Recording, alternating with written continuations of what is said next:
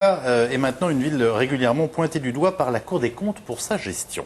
Nous sommes à Bussy-Saint-Georges, en Seine-et-Marne, où le maire a bien voulu répondre à nos questions avant de finalement refuser que nous diffusions cet entretien. Voilà pourquoi vous ne l'entendrez pas dans ce reportage. Et voici en tout cas la situation que nous avons trouvée sur place. David Doucan, Jean-Pascal Bublex. Ciel lourd sur la ville nouvelle. Bussy-Saint-Georges, en Seine-et-Marne, compte près de 20 000 habitants. Il y a 17 ans, c'était un village de moins de 1000 âmes. Un développement au pas de charge qui a coûté et coûte très cher. À 50 jours des municipales, c'est l'heure des bilans. Celui du Grondeau, le maire de la ville, depuis 1998, c'est la Cour des comptes qui s'en charge. Extrait choisi dans le rapport 2007. La dette a fait un bond considérable et a atteint 71,6 millions d'euros. Il ne faudrait pas moins de 27 ans à la commune pour rembourser, alors qu'il est communément admis que le ratio de désendettement à ne pas dépasser s'établit entre 10 et 15 ans. Dans ses différents rapports, la Cour des comptes n'a de cesse de tirer la sonnette d'alarme sur une situation financière qu'elle juge gravement dégradée et des comptes qu'elle qualifie d'insincères. À Bussy-Saint-Georges, l'opposition est très remontée.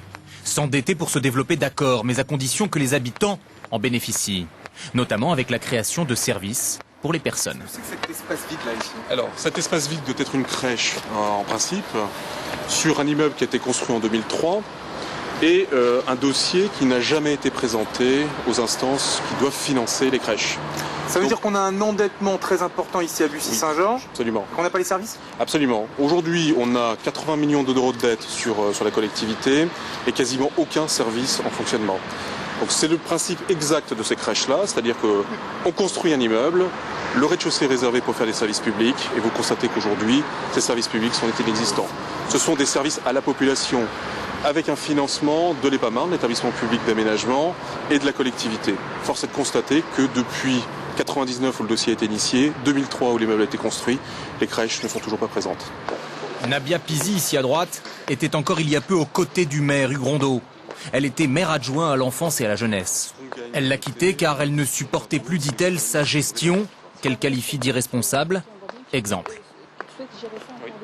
J'ai un document, par exemple, comme celui-ci, une facture qui est émanant d'un téléphone qui est utilisé par la mairie, de 5 779 € et 61 centimes. Pour un mois? Pour un mois, donc sur une période allant sur une période de juillet, juillet 2005, donc sur un mois. C'est le portable de qui?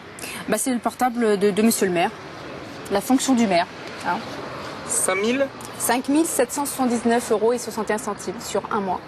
Sur cette histoire de portable, le maire a attaqué Madame Pizi pour diffamation et a été débouté par la justice. Il a tout de même fait appel. Le maire, on ne l'entendra pas.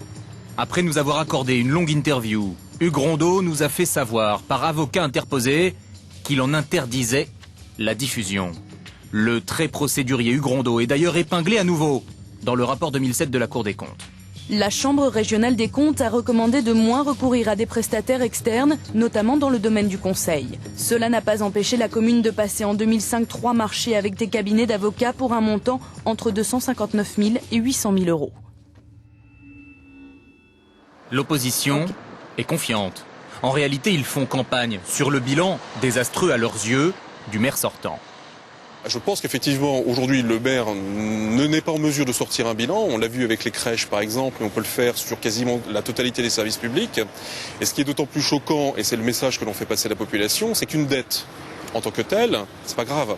C'est pas une fatalité, mais une dette sans équipement derrière, ce n'est pas justifié. Donc ça, c'est un problème réel de gestion, c'est un problème politique. Vous savez, la sanction, si elle vient pas de la Chambre régionale des comptes, qui n'a pas le droit de faire des sanctions, je dirais à ce titre-là, elle vient souvent des urnes.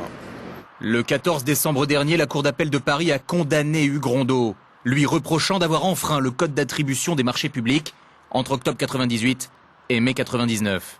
Le maire de Bussy-Saint-Georges écope d'1 mois de prison avec sursis et de 5 000 € d'amende. Il se pourvoit en cassation.